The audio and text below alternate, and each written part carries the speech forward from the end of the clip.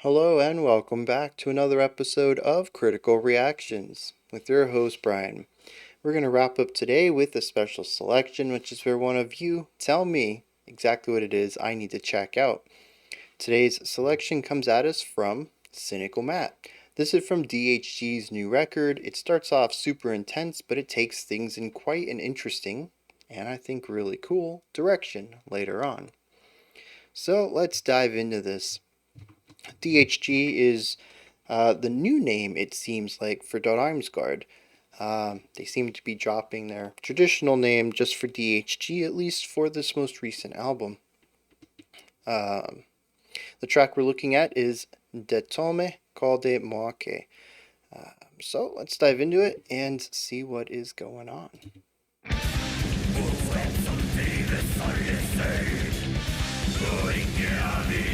Definitely starts out intense.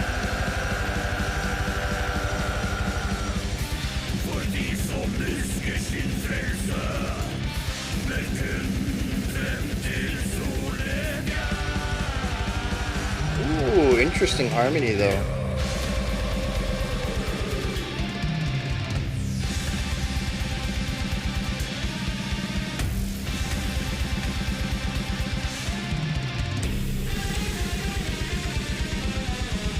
Yeah, the descending thirds.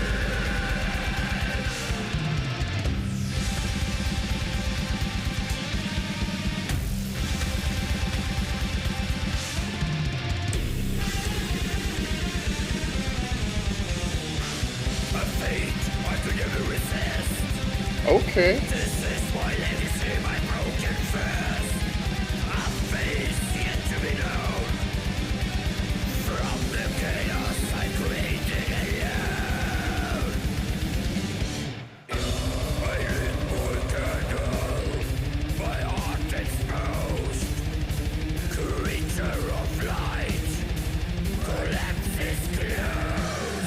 Yeah, so we're working in groupings of 6 though that feel like 4 and 2.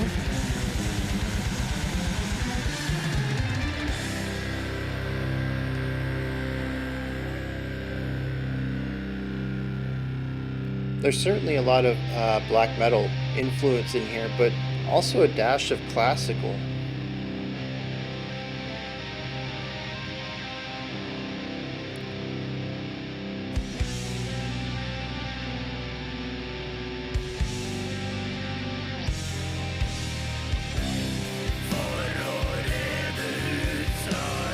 Yeah, coming in heavy with the atmosphere.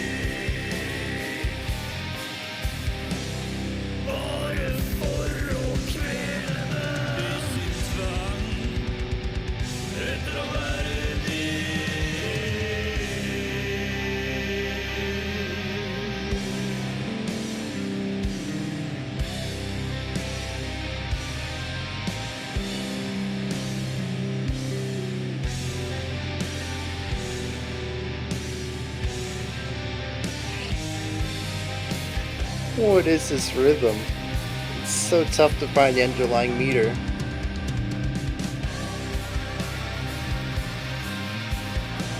Love that bass work down there too.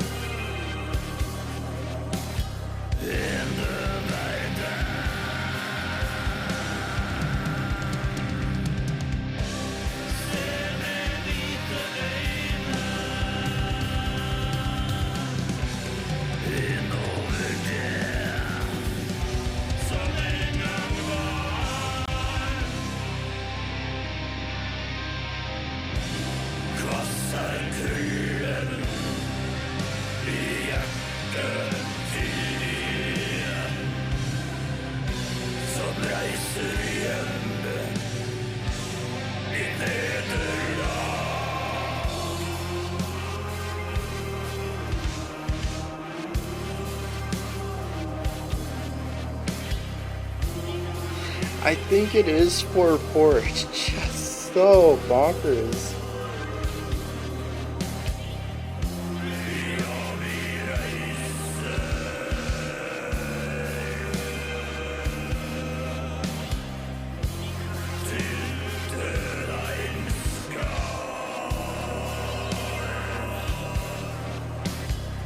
It's not.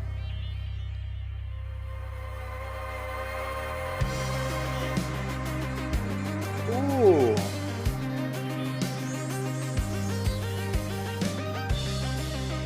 Would not have expected any of this, given the fairly straightforward black metal we kicked this off with.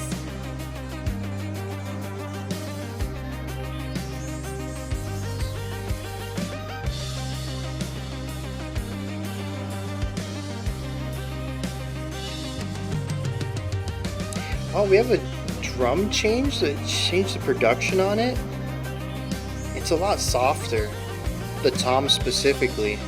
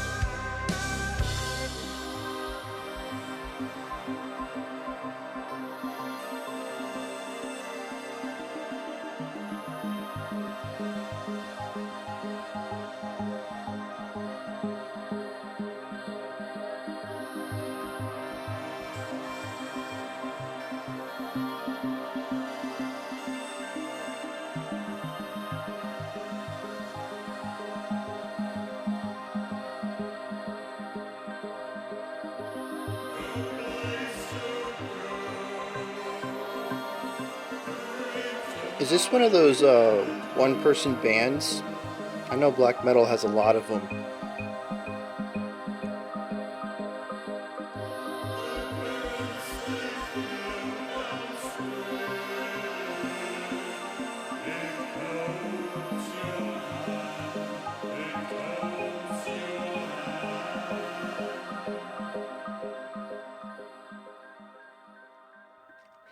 But I ask because the band kind of gets dropped in 40% of this track.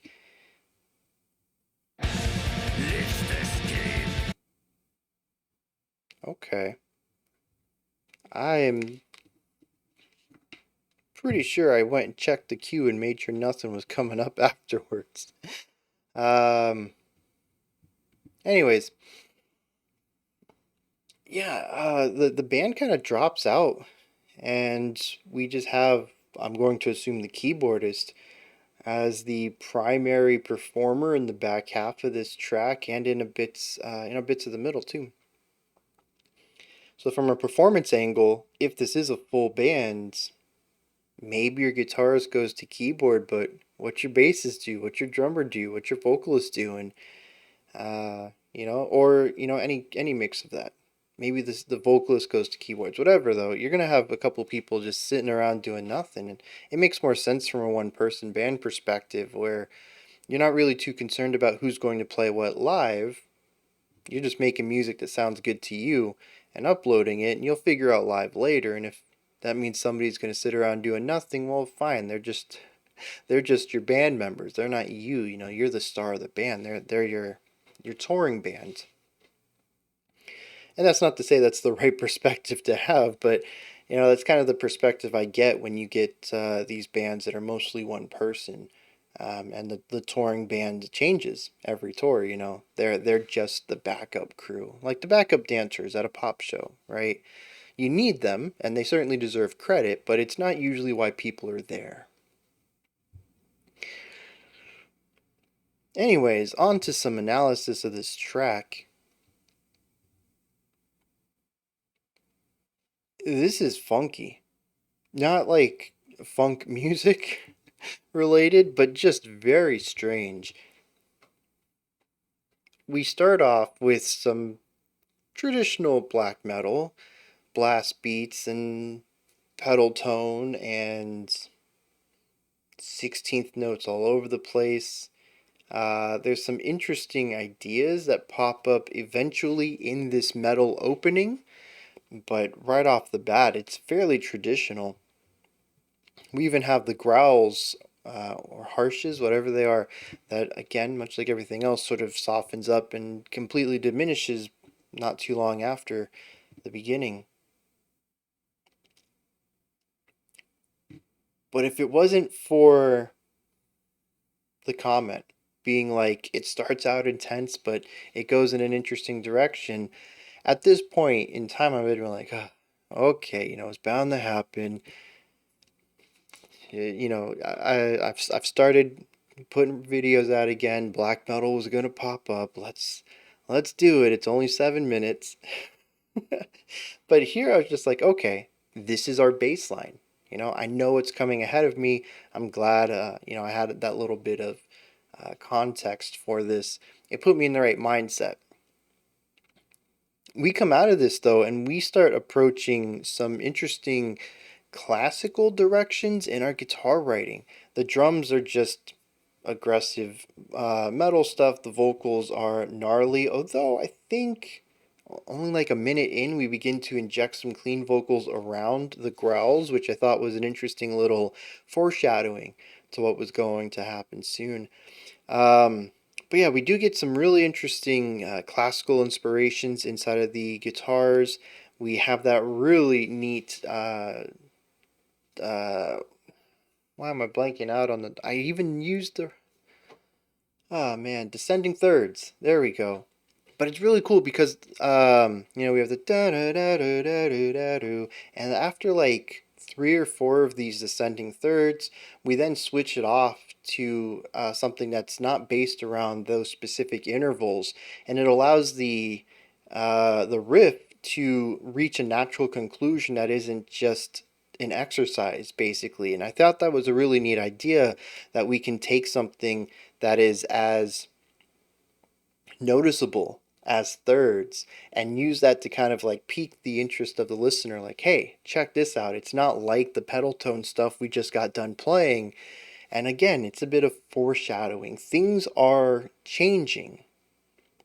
I don't quite know why yet, don't quite know where we're going, but things are changing, and I hope you're listening because things are about to get weird, and I like this. But we take those thirds that kind of pique the listener's interest, and then we say, okay, now we have your interest.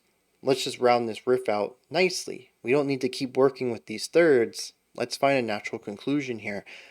And all of this was happening as the end of a phrase. The first 75% of the phrase, give or take, was this rhythmic idea. I don't remember what it was. It was syncopated. It was a little odd. And then we finish it off with this descending thirds concept.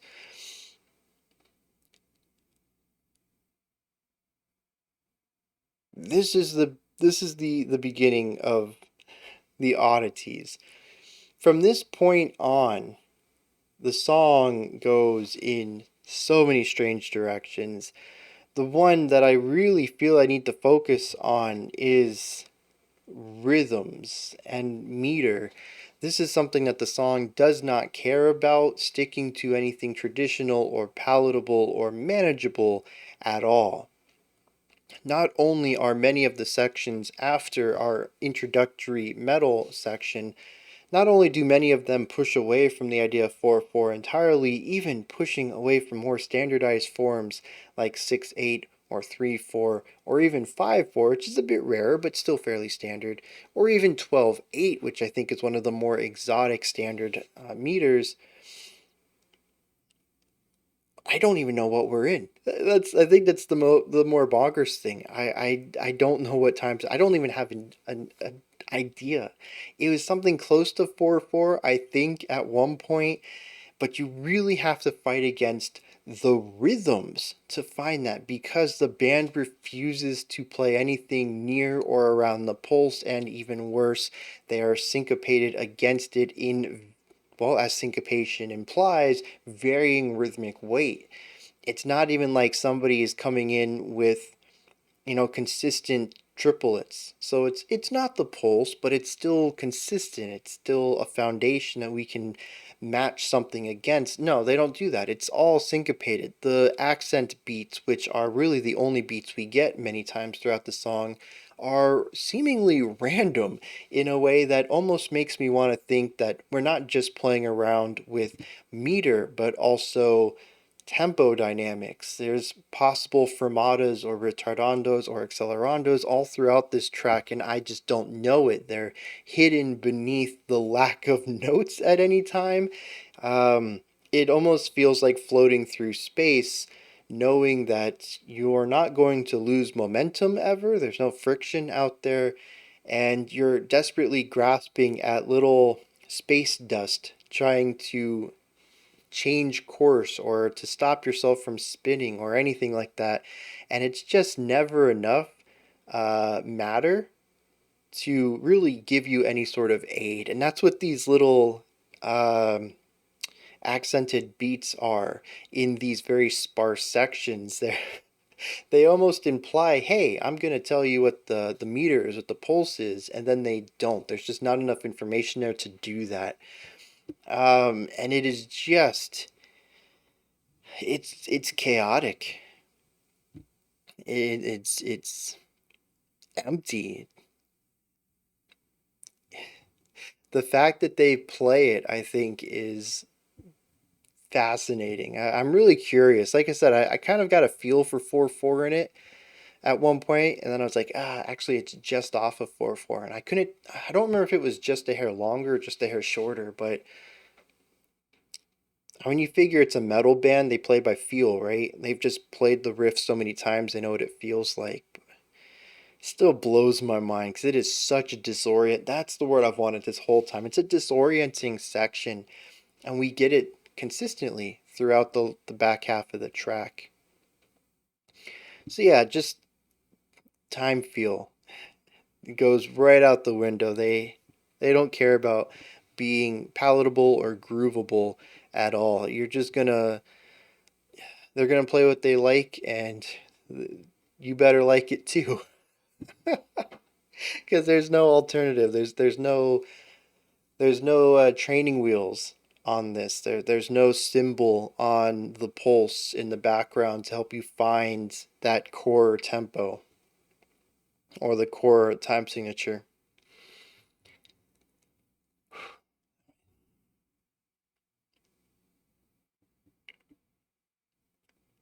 But aside from that, we still have harmonic and melodic components to talk about outside the rhythmic, and these also go in interesting directions as well.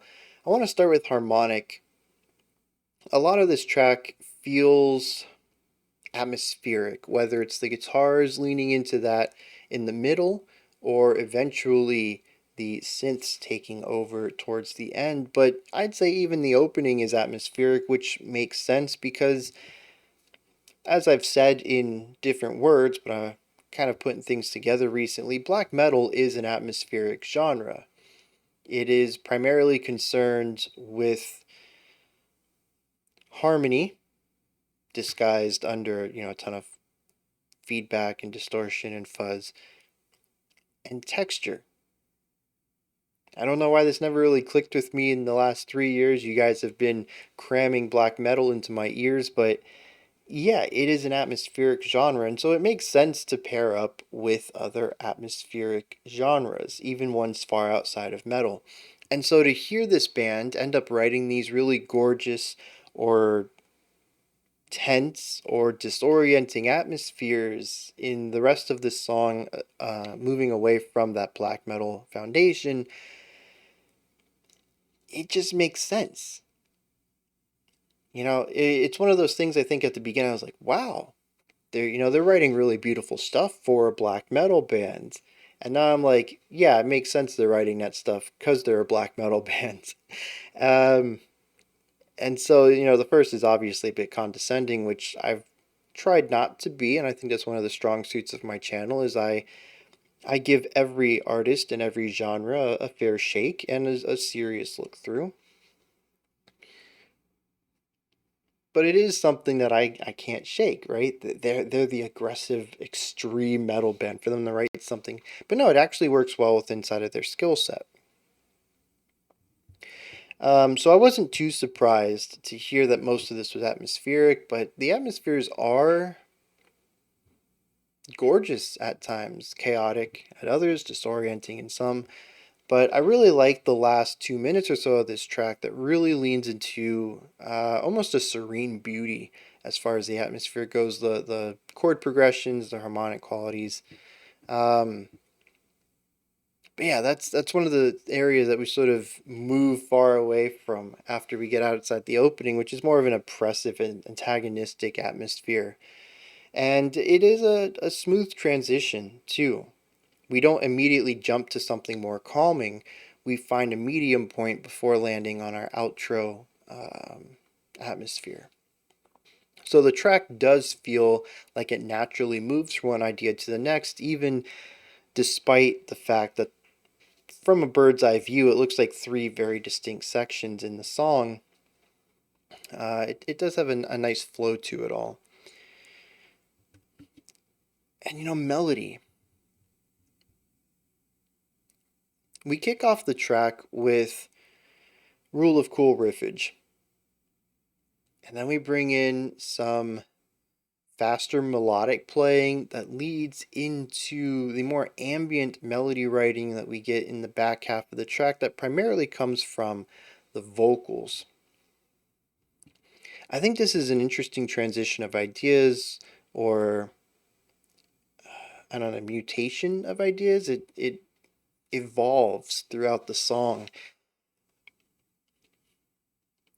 Much like the harmonic quality of the track starting off antagonistic and then finding a midpoint before landing on serene, the melodies start off with a sort of edge, that rule of cool, pentatonic style, harmonic,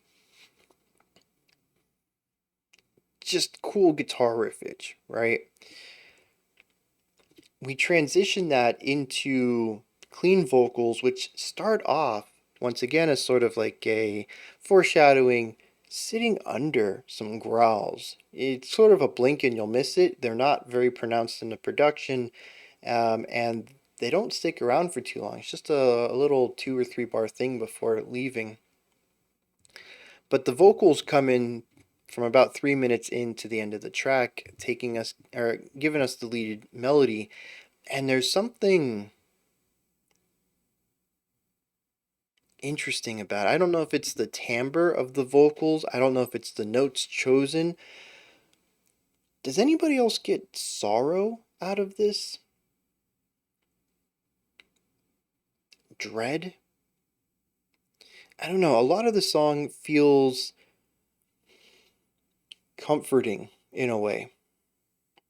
The opening still has an aggressiveness to it that doesn't feel comforting to me, but once we get out of the metal sections, the whole song kind of feels comforting except for the vocals, which have a negative component to it. I'm not quite sure what that negative component is, but it matches with the music. It just isn't 100% synonymous with it. The atmosphere is pushing towards a sort of a serenity, as I've mentioned. The vocals never reach that, though. The vocal melodies always hold some sort of darkness or despair to them, melancholy. I don't know. There's a negative component to it. And I find this whole evolution really interesting. The title of the track, Det Tomme Kalde Mørke, translates to the empty, cold darkness. And I'm just now looking at this. um, but the song doesn't really feel like a song about darkness, doesn't feel like a song about empty or cold. The middle of the track, maybe, but not by the end. But I do think the vocals lean into that side a little bit.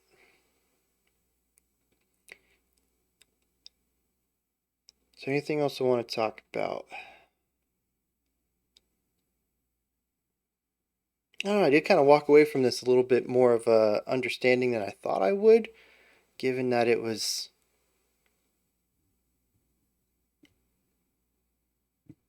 very experimental.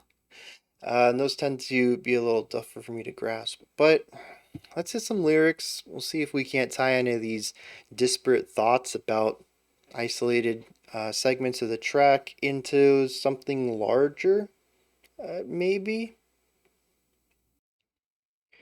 It speaks about someone who is at the end of their life, who is driven by evil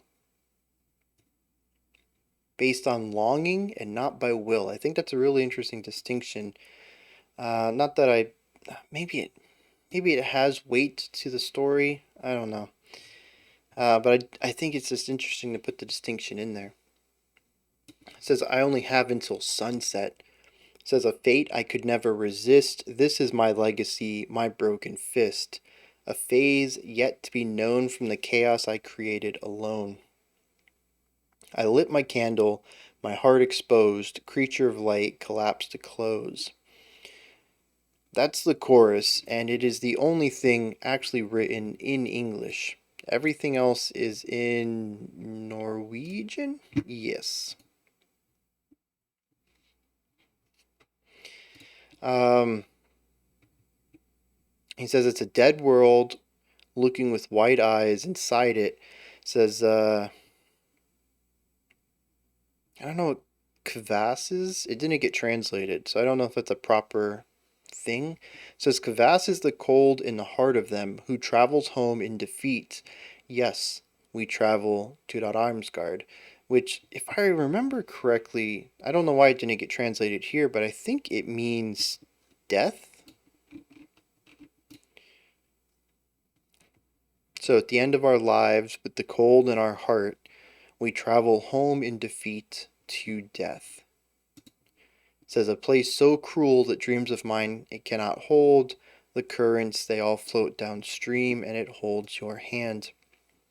So there is something that happened. This person failed at their goal in life, and now they are looking, knowing that they only have until sunset, whatever that may be.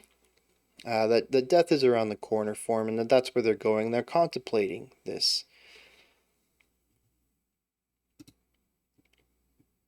Each second of the story brings them closer to the end of their life. I think it's interesting that the song starts with so much energy. This is something I didn't pick up on during the analysis, but it starts with all this energy, the explosiveness of black metal, the aggression, the speed, the ferocity, and it loses that throughout the song until we get our very ambient outro. It could be that the song is showcasing the dwindling life in our narrator. I don't know if the stylistic shifts moving from metal and eventually transitioning into an electronic has anything to do with that, but I did notice that there's a lack of vocals in the last minute or so of the track, almost as if our narrator has passed on. And I don't know, because I just likened the music to their energy, so the music should be null at that point. Uh, I don't know. There's a few threads here that I'd like to pull on if I listen to the track again. Right now, though, I see some connections. I see some ways that things are tied together. I don't have a strong grasp of the larger picture of it all. Anyways, those are my thoughts on Dodheimsgard's Det Tomme. I forgot how to pronounce the third word. Um, Anyways, you know the title. I've said it a few times here. I know the first time I pronounced the last word wrong. I think I fixed that in one of my previous ones. Anyways, I don't speak Norwegian. I'm pronouncing the syllables from memory. So, anyways, those are my thoughts on this track. Let me know what you thought in the comment section. Give me your perspectives, your opinions, if you have completely different reads about it, if you have some extra insight into it. Let me know. Above that, in the description box, is a link to Linktree. It takes you here. You can find my music, ways to support the channel, a link to the Discord server, and so much more. Above that, if you could, like, subscribe, and ring the bell. I greatly appreciate all three of those. Alright, that wraps this day up. I'll be back tomorrow. We're going to check out some brand new music. Saturday, we'll have our album review. Sunday's the live stream. Monday, we'll be back with next week. Until next time, we'll be back with next week. Yeah, that's how time works, Bryan. Until next time, remember to be critical, not cynical, of the music you listen to, and have a fantastic morning, afternoon, or evening, whenever you choose to watch my videos.